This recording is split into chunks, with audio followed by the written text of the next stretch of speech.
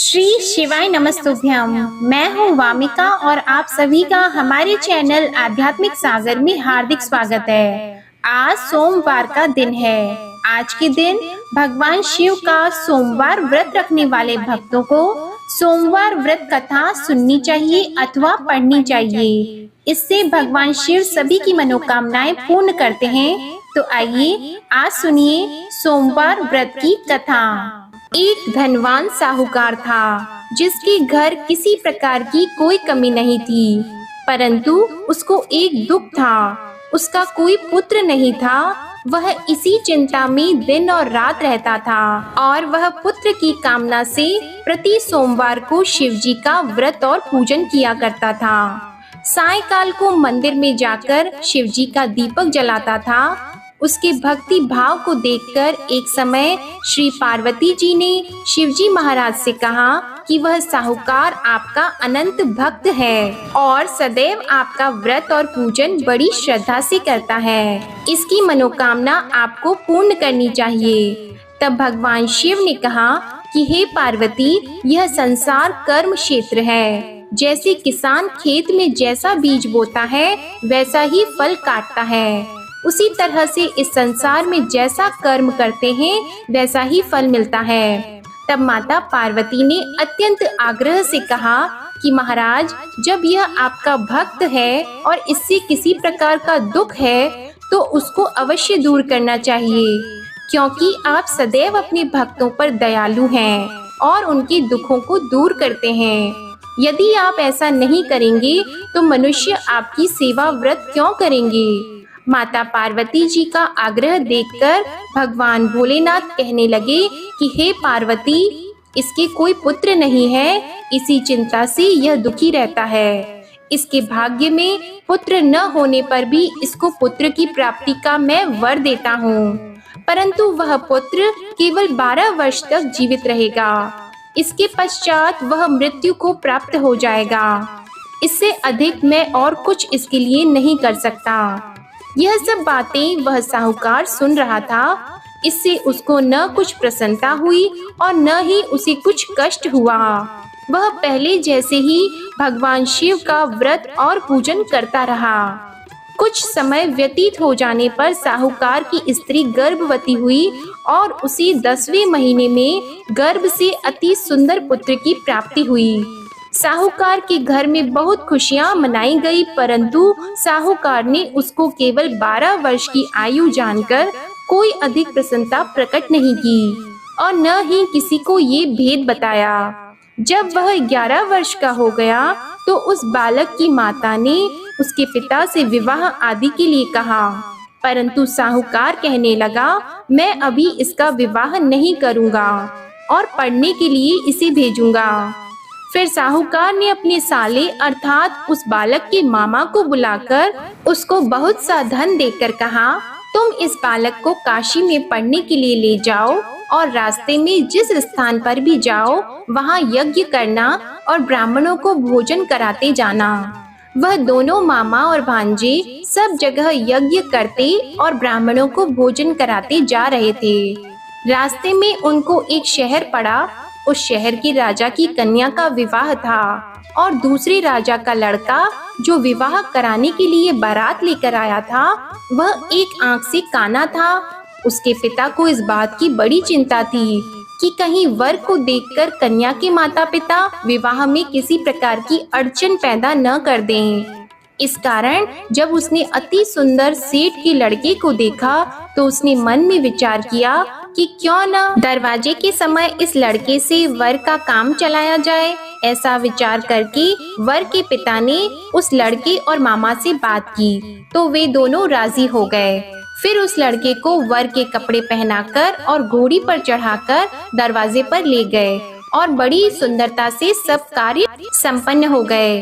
वर के पिता ने सोचा, यदि विवाह कार्य भी इसी लड़के से करा दिया जाए तो इसमें क्या बुराई है। ऐसा विचार करके लड़के और उसके मामा से कहा, यदि आप फेरों और कन्यादान का काम भी करा दें तो आपकी बड़ी कृपा होगी और हम इसके बदले बहुत सा धन देंगे। उन्होंने भी स्वीकार कर लिया और विवाह कार्य भी बहुत कुछ अच्छी तरह से हो गया।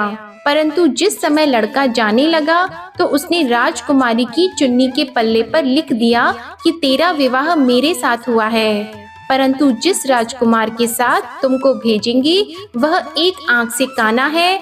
मैं तो काशी जी पढ़ने जा रहा हूँ।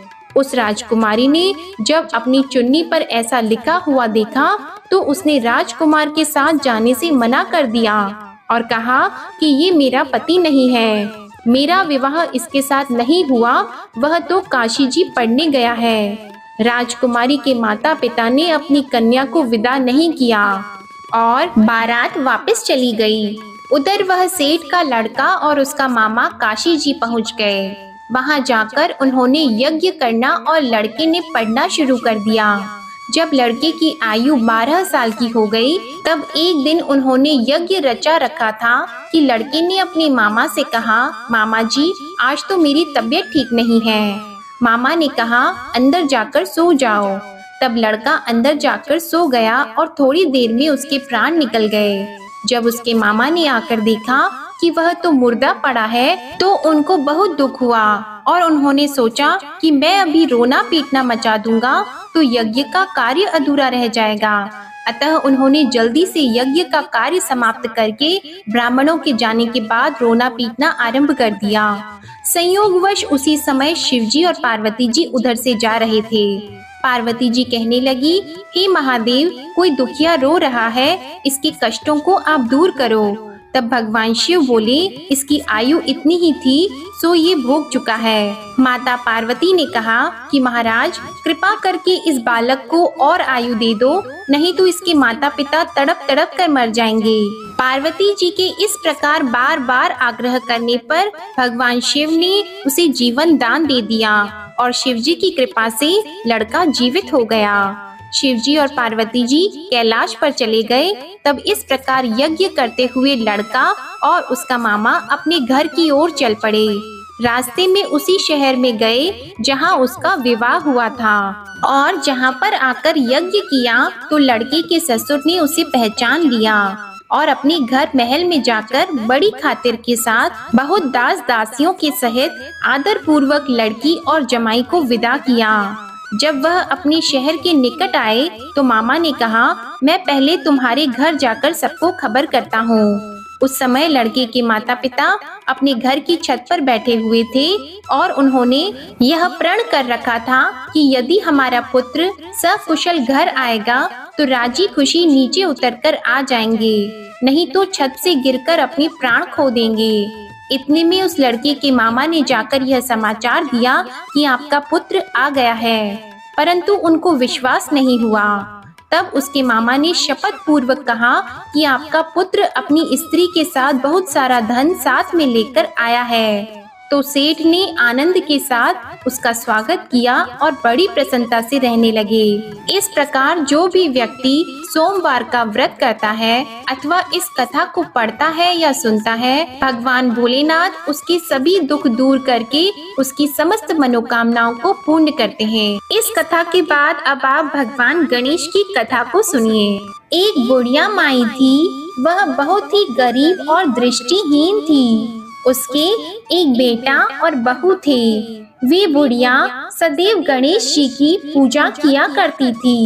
एक दिन गणेश जी प्रकट होकर उस बुढ़िया से बोले, बुढ़िया माँ, तू जो चाहे मांग लो।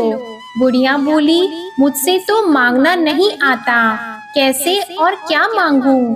तब गणेश जी बोले, अपनी बहू बेटे से पूछकर मांग ले। तब बुढ़िया ने अपने बेटे से कहा, गणेश जी कहते हैं तू कुछ मांग ले, बता मैं क्या मांगूं? तो पुत्र ने कहा, माँ तू धन मांग ले। बहू से पूछा तो बहू ने कहा, नाती मांग लो। तब बुढ़िया ने सोचा कि ये तो अपने अपने मतलब की बात कह रहे हैं। अतः उस बुढ़िया ने पड़ोसिनों से पूछा तो उन्होंने कहा, बुढ़िया तू तो थोड़े ही दिन जिएगी, क्यों तू धन मांगे और क्यों नाती मांगे? तू तो अपनी आँखों की रोशनी मांग ले, जिससे तेरी जिंदगी आराम से कट जाए। इस पर बुढ़िया बोली, यदि आप प्रसन्न हैं तो मुझे 9 करोड़ की माया दे, निरोगी काया दे, अमर सुहाग दे, आंखों की रोशनी दे, नाती दे, पोता दे और सब परिवार को सुख दे और अंत में मोक्ष दे। यह सुनकर तब गणेश जी बोले, बुढ़िया माँ, तुमने तो हमें ठग लिया, फिर भी जो तूने मांगा है वचन के अनुसार सब तुझे मिलेगा। और यह कहकर गणेश जी अंतर ध्यान हो गए। उधर बुढ़िया माँ ने जो कुछ मांगा वह सब कुछ मिल गया। हे गणेश जी महाराज, जैसे आपने उस बुढ़िया माँ को सब कुछ दिया वैसे ही सबको देना। बोलो भगवान गणेश की जय, भगवान शंकर और माता पार्वती की जय। कथा के बाद अब आप आरती श्रवण कीजिए। ओम जय शिव ओमकारा, प्रभु हर शिव ओमकारा, ब्रह्मा विष्णु सदा शिव, ब्रह्मा विष्णु सदा शिव, अर्धांगी धारा। ओम जय शिव ओमकारा, एकानन चतुरानन पंचानन राजे, स्वामी पंचानन राजे, हंसासन गरुड़ासन, हंसासन गरुड़ासन, वृषवाहन साजे। ओम जय शिव ओमकारा, दो भुज चार चतुर्भुज, 10 भुज अति सोहे, स्वामी 10 भुज अति सोहे, त्रिगुण रूप निरखते, त्रिगुण रूप निरखते, त्रिभुवन जन मोहे।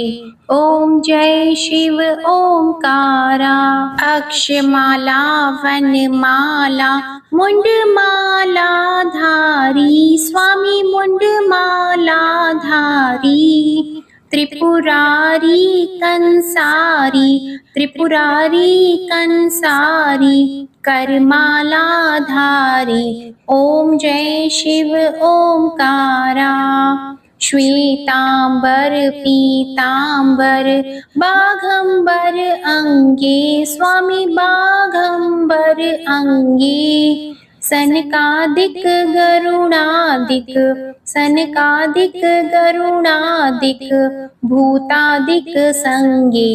ओम जय शिव ओमकारा, कर की मध्य कमंडल चक्र त्रिशूलधारी, स्वामी चक्र त्रिशूलधारी, सुखकारी दुखहारी, सुखकारी दुखहारी, जगपालनकारी।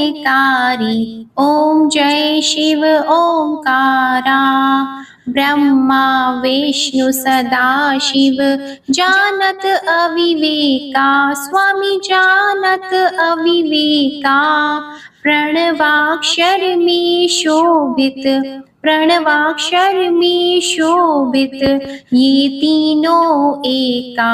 ओम जय शिव ओमकारा, त्रिगुण स्वामी जी की आरती जो कोई नर गावे, स्वामी जो कोई नर गावे, कहत शिवानंद स्वामी, कहत शिवानंद स्वामी, मन वांछित फल पावे। ओम जय शिव ओमकारा, ओम जय शिव ओमकारा।